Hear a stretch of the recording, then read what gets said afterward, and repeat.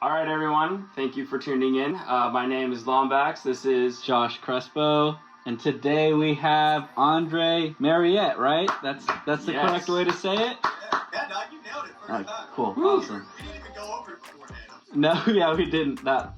So this Andre Mariette, we got Mr. Twitter himself, Mr. Twitter.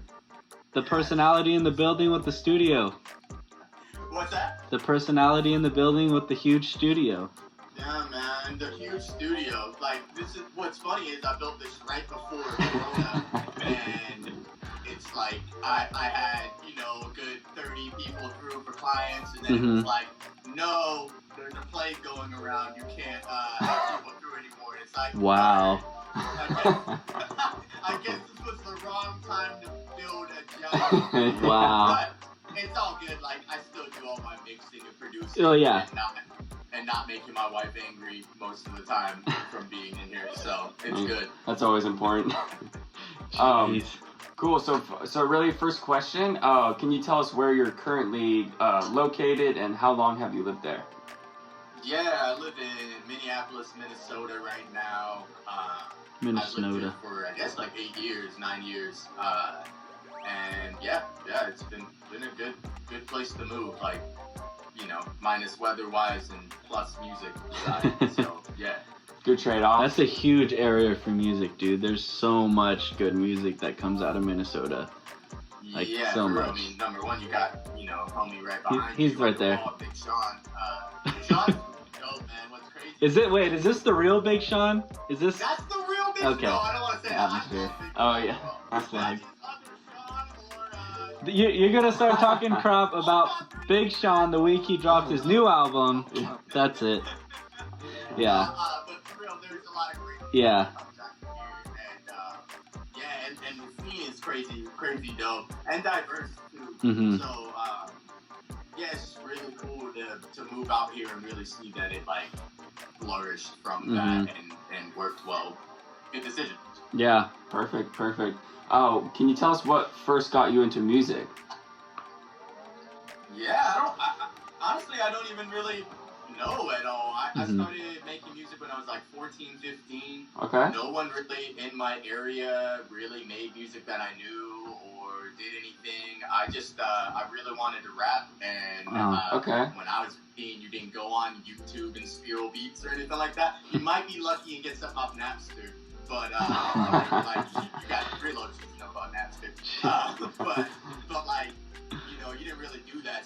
So basically it was like you either knew someone who made beats or you make beats. And so I just started making beats. And I think the first thing I started on was Fruity Loops, not FL. Yeah. I didn't even know when they made the No. change to FL. Yeah. I knew it as Fruity Loops. Yeah, Fruity Loops all the way. And I started producing on was like Fruity Loops 1 or 2. And just making beats like that, making music, and from that it kind of grew into meeting people, and I played in a couple bands, and man, I kind of just try to dip my toes in everything music. But What did you play? Yeah. like from family or anything too strong that influenced me. What did you play? In the band. Yeah. Oh, well, it depends. Well, when I first started, I played sax. Okay. And then I played drums for a while in a church band. Nice. Dude, that's crazy. And then later I just kind of like, I rapped and like kind of sung with a couple people in a ska-ish band. Nice. Yeah. And then like another band I did was an EDM band called Menage a Quad. And we were like a big band or whatever, so it was, I know. It was 4 rappers, so it was Menage a Quad. Jeez. Oh, Menage a Quad. Menage a Quad. Yeah, I mean, that was really cool. We had like 10 people in that thing, though. We had Whoa. Yeah. DJ, we had a whole brass like section, trombone, sax, trumpet. Okay, so you did the whole thing. We had a guitar player, bass player. Wow. And it was crazy. It was crazy. Wow. That's how me and him got close in high school. Is we were on the worship team together. Mm-hmm. So Oh, really? Yeah. So Oh, that's nice. I played guitar, he played bass, and my grandpa played guitar for the main church worship team, and his dad played bass with my grandpa. So it was just cool like that we had that, and that's where we kind of started getting close and hanging out a lot more was from that in high school. He was a year younger than me, so he continued the legacy after and made his stories as a senior in high school. Got crazy, but Okay.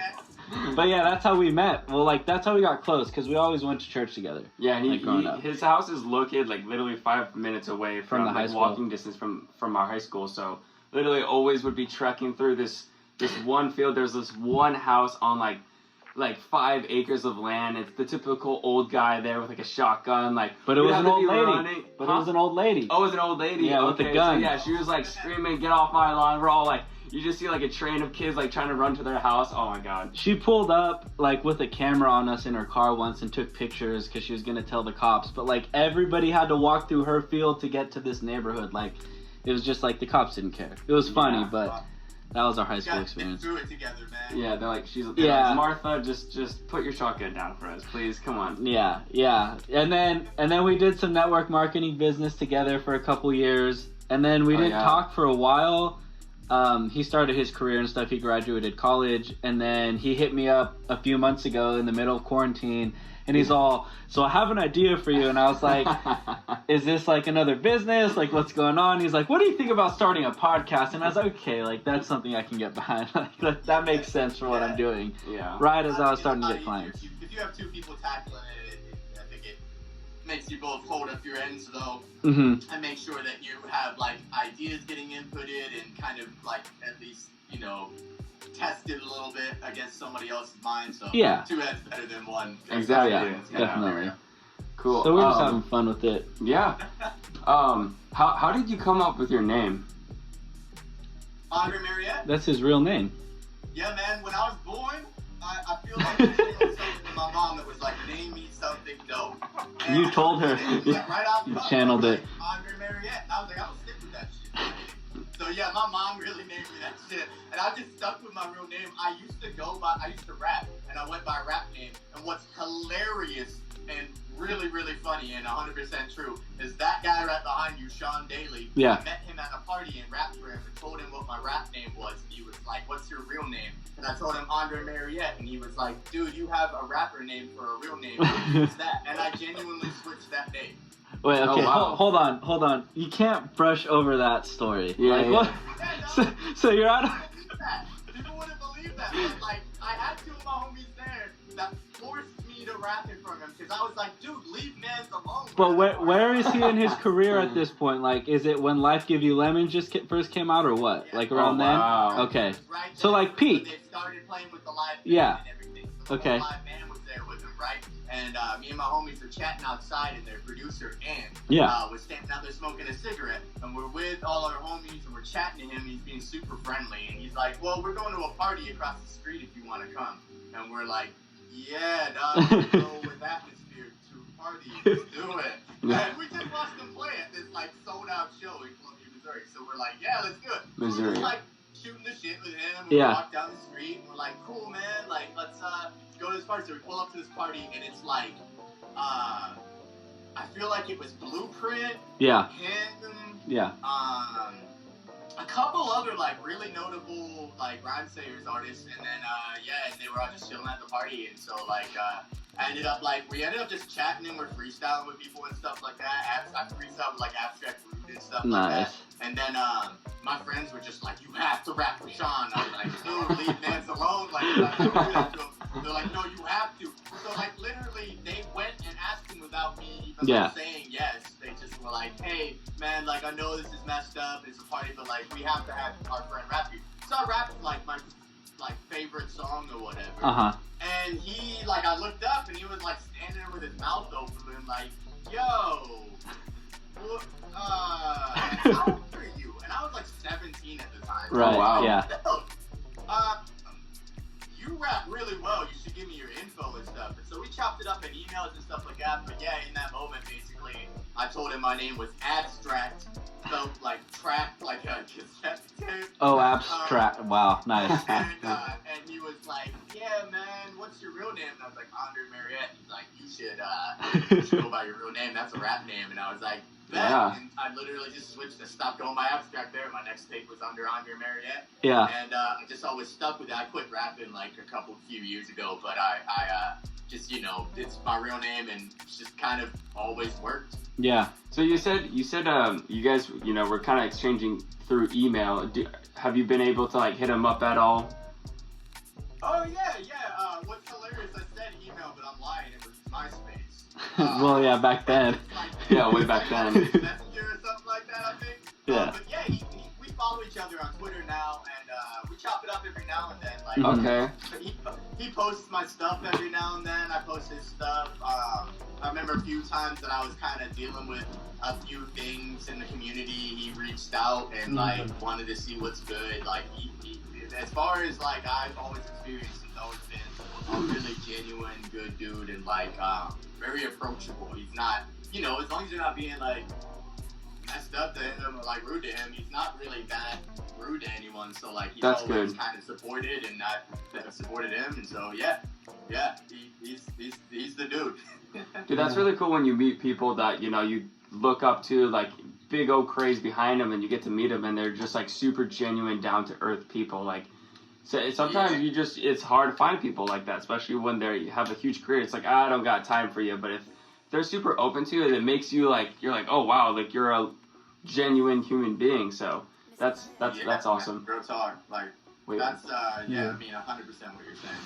It's really hard to find people once they receive a certain amount of attention or a tier that they get to. They kind of everything falls at the wayside. And even I understand, like, because my time has become so valuable that, you know, certain people ask certain things or want me to like guide them and navigate them through a whole thing where I'm like, yo, you kind of got to do what I do and spend hours and hours on YouTube and taking notes and really applying that marketing and that research, like, if they really get those things. I can give you a small gist, and I usually give everyone the time of day, but it's like, I can only go so far. But he's definitely one of those people that, like, I look at that and like, if you can be that big and that, you know, successful and still give people like me the time of day and advice and even help, like, yeah, I need to kind of keep that in mind always as something I want to be able to do. Yeah. Right. Cool, man. Well, okay, so can you talk to us real quick on what your creative process looks like? Like, how do you go about making music? Do you find like a melody first or create a beat first? Do you even outside sources? Anything like that? Yeah, it's really just depending on the day, time, dreams, too. You know, like if the day I don't have much time, maybe say I got a half an hour to make a beat, I might focus really on just pulling a loop in there and minorly changing it, or not at all. Like the BPM needs to be just changed to where I want it, and I can start adding drum space and kind of build off of that. So it really just depends on the day. I have a lot of people send me a lot of loops, and it's like kind of getting out of hand to where I feel bad because I'm just like been that dude who's like, what the fuck, when I send someone a loop, why can't they get back to me? And now I'm getting to the point where I'm like, you're about to make a loop email, aren't you? What's that? You're about to make a loop email. Andre Mariette loops at Gmail, and that's it. If you get to it, you do. I hope you don't mind me taking that idea because that might It's actually fine. need to happen. Hella people do that. Like, if you haven't kept up with me, Yeah. haven't like been sending me stuff consistently, or like, or like new stuff, or like even just reminding me that you sent me a pack, I kind of just forget because I even buy people's packs all the time just to support them. Like, you're like, oh, I got a new pack out. And I'm like, cool, what's the link? And I'll go buy it, and I don't even know if I download them. Sometimes I don't. They just sit in your email. I move them into my like sample file, and they're all just sitting there. Yeah. They're dope as shit. Yeah. I feel kind of bad now, where I'm like, yo, I probably gotta stop hoarding these samples. You know?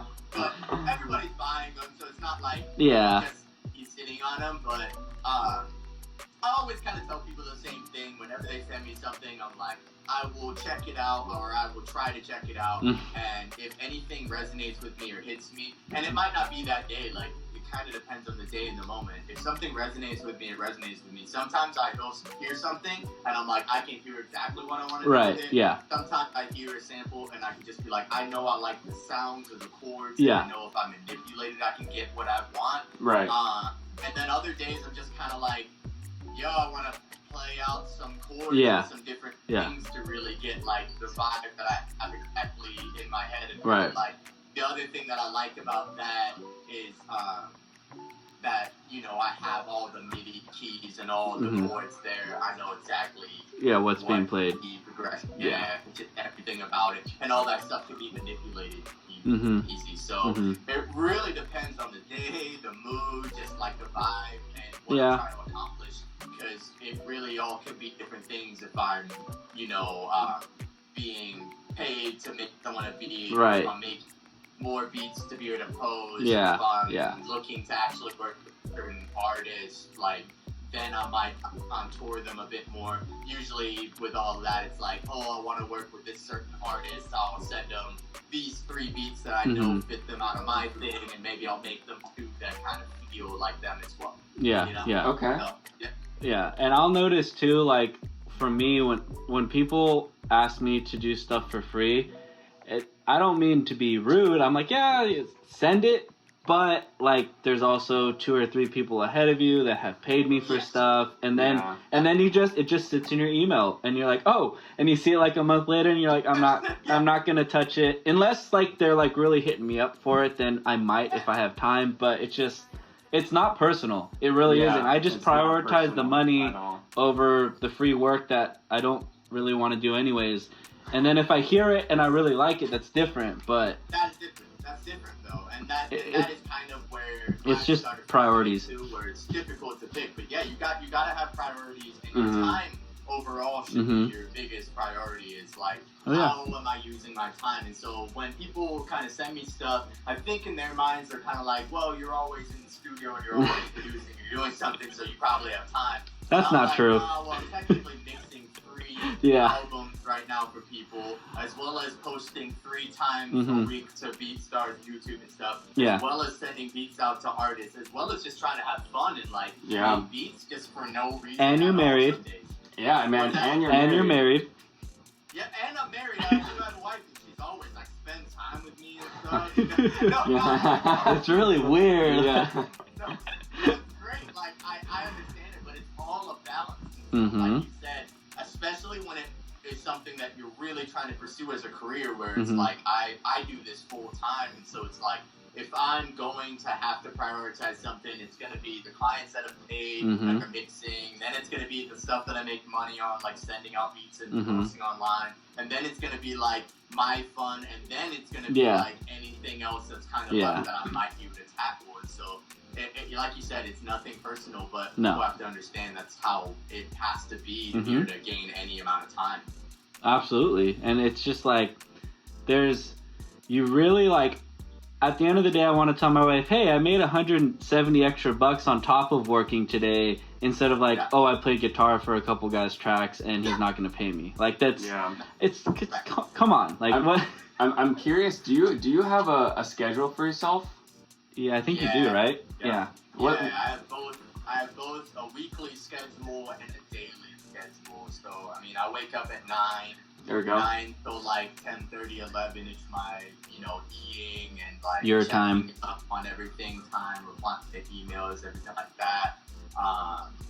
I'll get to work around 11 to 12, and I'll kind of consider that a mixture of posting up on Twitter and my socials. Like, I try to post up on Instagram every Tuesday, Thursday, Sunday, and intermittently with like other content as well. There you go. I'm not getting flooded with sales and stuff like that. And so, 11 to 12 is kind of that. I work from about like 11 to like 3. I take a break from like 3 to 4. 4 to 7 is like another kind of workflow spurt. I stop to eat dinner and break. I work from about 9 to 11 again, or midnight. Then I stop, come in, hang, watch an episode and everything like that. And then I just now started taking off 2 days a week, which I hate so far. But no, it's good, man. Yeah. Like, exactly. My hands have started like giving out basically. And oh so, man. Like, yeah. I'm kind of just like health-wise and mentally, I'm like, I have to take more days off, because I genuinely at one point in time I was working 7 days a week, like 80 hours a week, just always, like no matter what, anytime I was working, because I love it. But setting myself the schedule, even if it's kind of tentative and I'll switch it up on certain times or I'll do certain things, as long as I have it kind of in my mind that that's what I'm supposed to be at and doing at those times, I tend to follow it a bit better. So there you go. Schedule, I think I always recommend. No, it's great. Yeah, and It's great. I think that's good to recommend for anybody who's watching. It's really good. Just like what we're all talking about is prioritizing your time, and setting a schedule can definitely help. I mean, whether you're full time in music or even during your work days, if you're doing some other kind of job, it's really important to have like those time blocks so you can make that instant switch. Be like, all right, I'm done with this. Next task. So, and then again for anybody who. No, go ahead. I think it's actually just as important if you have a job, maybe even more important, because you'll recognize as much as you want to post stuff. I don't have the time, and I don't know when I can make. You do have the time. Yeah. Like, I swear to you, you got the time. You'll lay out your schedule, and you'll go, holy crap, I spend 30, 40 hours on Twitter and watching Netflix and like that and that, and you'll go, man, I probably got time to make beats and make music more. And so like when you do that, as much as you might think the energy's not there, and if the energy's not there, then you might not want it as much, and like that's fine. But like at the end of the day, posting up all the time, like I see people all the time, they're like, well, I work 40 hours a week and I don't have time. Like, lay out that schedule, homie. You'll see that you got 40 dead hours in it. Yeah. Well, even that, and then like it's like, okay, well, let's break it down. Do you have a girlfriend or a wife? Well, no. Okay, so then you have Saturday and Sunday, or Monday, Tuesday. I don't care what your schedule is. And then it's like for us, right? Girlfriend lives with his girlfriend, my wife, and she's doing what she's doing. But it's Sunday. It's noon. Well, now it's 12:30. We have 4 episodes that we're filming today, and I had 3 things yesterday, and that's just because now I'm working, 6 a.m. to 4 p.m. So it is what it is. Like I could either do this stuff during the week, and we could schedule it out during the week, or just take our free time when we have it. Bust out a bunch of episodes 2 weekends a month instead of 4 weekends a month. So then we have 2 weekends off where we're not seeing each other because we hate each other. Yeah. And then we come back to it, right? Like, but you can make it work. Like you really can. And then you recalibrate if you do have a girlfriend or a wife, and you're like, wow, they're really mad at me because I haven't seen them in like a month. So maybe I should take a couple of hours Tuesday and Thursday nights and hang out with them. Like. Yeah. But there's ways to make it work. It's not impossible. Yeah, exactly. And they're not going to be mad at you because you're not just sitting there playing video games for 12 hours. Unless you're streaming it, then that's great because you're trying to make a career out of it. But like, it's just, they know we're not doing nothing just to do nothing. So they're pretty understanding. The difference really right there, though, is that set apart of how much you want it. You know, like that's how much you guys want it. So that's always the question you got to pose to yourself more than anything, I think, when you're wondering if you got time, is like, oh, do I actually want it that much? Yeah. Because if you do, you're going to make that time, Yeah, for sure. Okay, so here's a good one. So what song of yours do you think was the most impactful for your career?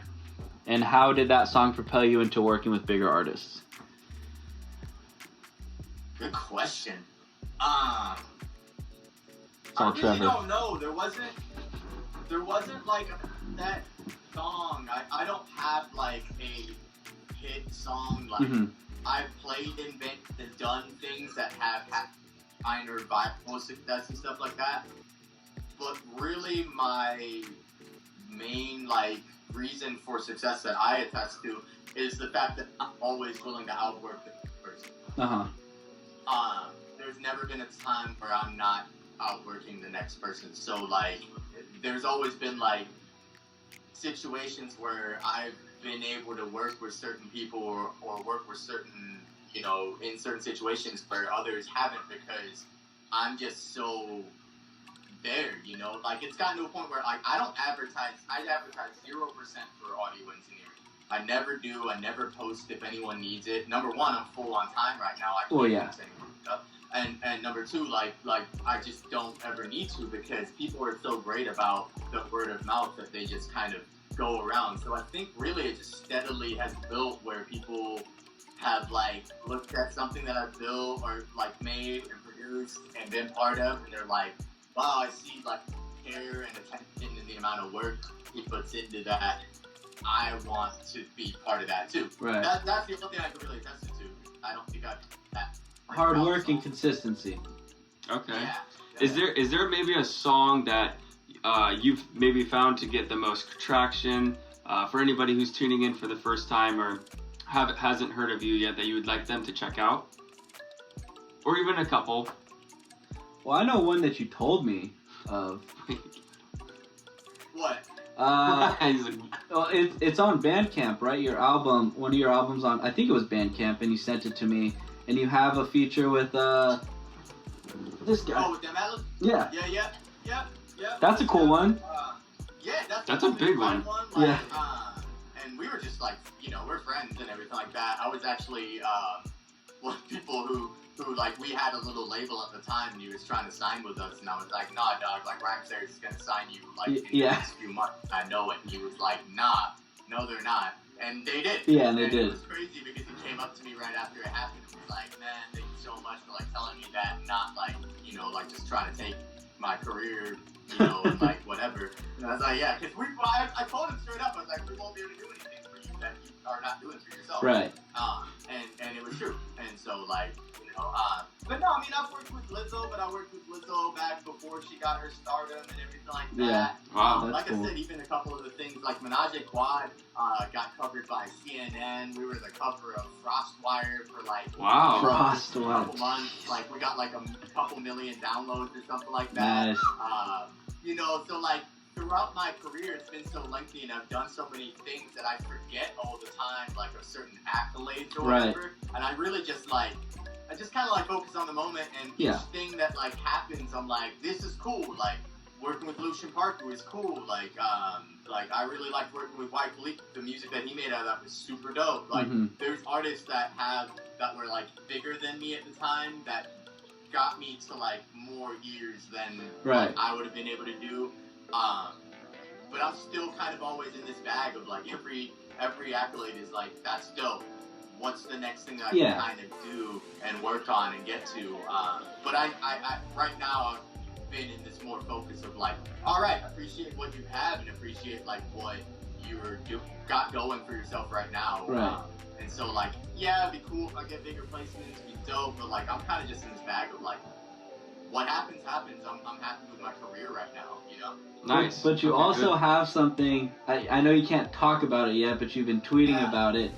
But, so, like, you got some stuff that's really cool and really big that you never thought would happen, too, that's going on right now.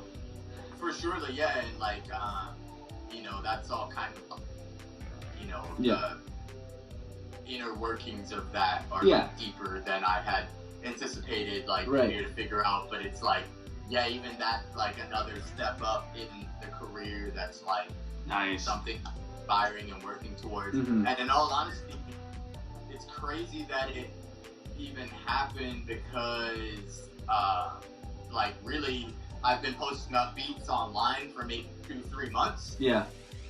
So, like, most people, and even myself, like, I'm still, and I was in the mentality and full mindset that, like, I'm gonna have to post up for years before anything kind of gets any attention of those people that I'm aspiring to get the attention of, or even to a point where it's entertaining, But it seems to be catching on a bit quicker, at least, than I thought it would, at least. But it doesn't mean that I'm not putting much work into it, really kind of banging out the exact way that I had to film before, Okay. Let's get into at least one of these. Questions. So because we got another one supposed to be doing at 1, so. Okay. Oh, Yeah, so we basically, and like 10 minutes before we started this, we asked the people of Twitter. Yeah, we were on Twitter, and people were just shooting out questions. So we wanted to ask. I mean, and even you like that. You're like, oh, this is a great question. I found it good too. So, what platforms, whether it's Twitter, Instagram, YouTube, BeatStars, Facebook, whatever, what works best for you in terms of sales and even like networking? I think that's a big thing for most people watching. Yeah, well, networking should be everyone's big thing because that's, kind of your go-to bread and butter for really elevating, whatever you even want. I mean, most people, I feel like, are kind of going after numbers first, which is a weird game to play. But if anything, you should go for interaction. And so, for me personally, Twitter is what works best. But that is to say what I say to everybody, that, like, it's really just about finding your platform that speaks to you. So number one, you need to enjoy that platform and like be able to interact with your, you know, potential audience, clients or people, or like guests, whatever, fans. And so like, I tell people all the time, you can have 100,000 followers on YouTube, and you might only have 1,000 followers on Twitter, because like your interaction's crazy on YouTube, and people mess with like what you do there, but like something doesn't translate to Twitter. For me, Twitter's always been good, and I say always. I honestly didn't focus on marketing at all, until the beginning of this year. It's when I first like, I don't even know what I watched or saw, but it was basically just something that really beat into my mind that like, I've been working at music so long and trying to get quality there and trying to get like my sound and everything like that. And now that I have all that, why isn't it kind of still working? And then I figured out like, wow, marketing is just like, you know, 80% of what you need to do to be successful as like an artist. And so that was really where I was like, all right, Twitter seems like something I can focus on and like gain the grasp of. But like anything that I do, when I want to learn something and everything, I just go and research a bunch of stuff about it. So I just went and researched a bunch of Twitter marketing and like how to gain followings and interact with people and when to post. What's that? Yeah, like when to post and what days. How to post, like all those things that people really kind of sleep on and are like, well, it's Twitter, like you must just be like you're cool or you're not, or like you know, you post good content or you don't. And I'm like, nah, you can learn this stuff like anything else. Like if you're not doing well now and you think, wow, I only got 1 to 2 likes on everything and blah blah blah, like you can change that. Well, I'm sure we were both there, you know. Yeah, everybody starts at that point.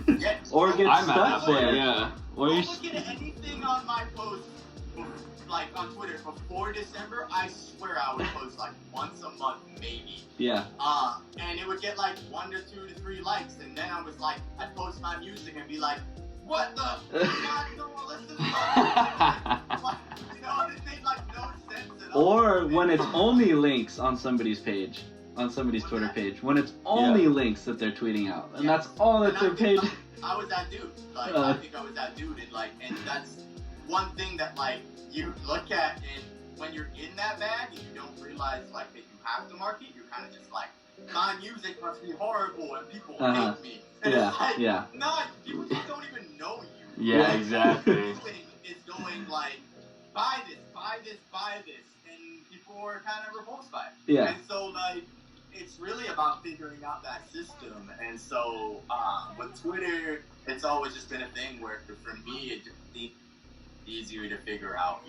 I kind of have better system for it, and like by no means did I just start posting one day and just like all of a sudden everybody wanted to answer and talk to me and care about what I thought. Like that didn't happen. It was like a bunch of months of just like posting content that I thought was good and that others might enjoy or that I had learned and others could experience as well and interact with, and really just getting to know my audience and why they were following.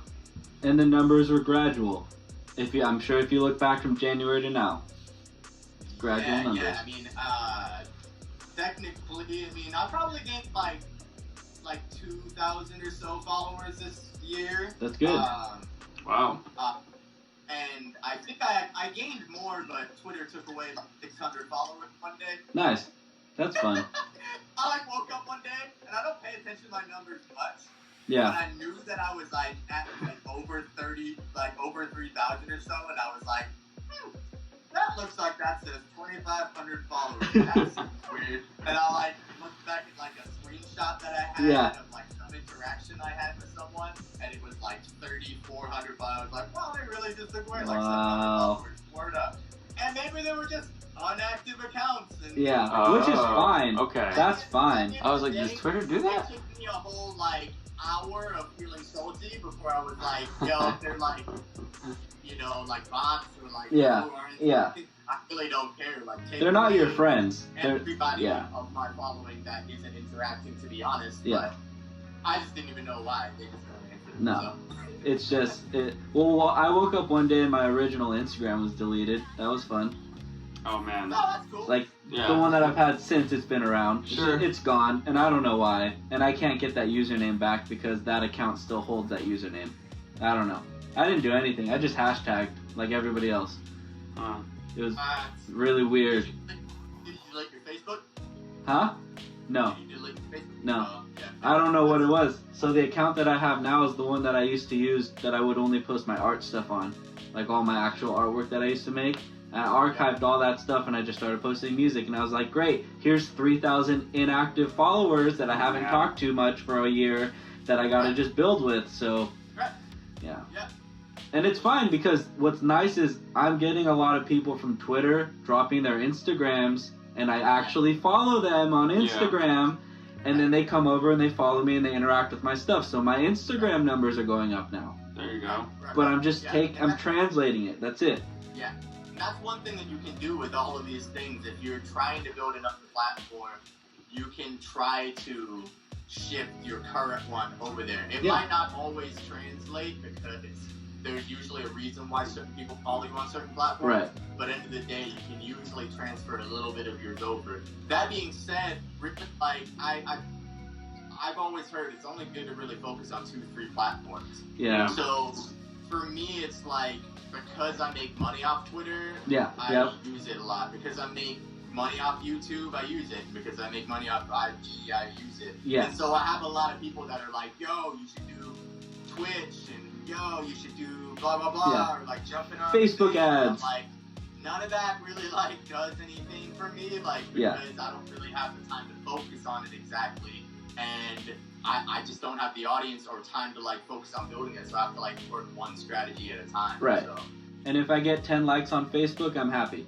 You know? So and that's all good. Like, we're good with that. But it's also like I want to build Twitter and Instagram and YouTube because, like you said, that's where money's coming in from. So why am I going to start from scratch on Facebook where my grandma and my wife's grandma is and my mom? Yeah. And I'm friends with a lot of musicians on Facebook, but they're all in bands and they all have their mixing people and their mastering people. So it's just, it doesn't make sense to spend time. I'll post, but I'm not going to push, so it is what it is. But we didn't clap once during the whole time we talked to him. Wow, that's crazy. Yeah, this was a good conversation. Yeah, good conversation, man. That's what's important. Okay, all right, guys. Well, thank you very much for tuning into episode 10 with Andre Mariette here on the Sound Booth Podcast. Thank you so much. I'm Josh Crespo. Longbacks. And once again, you guys, stay classy, keep it real, and we'll see you next week. Thank you. Awesome, you guys.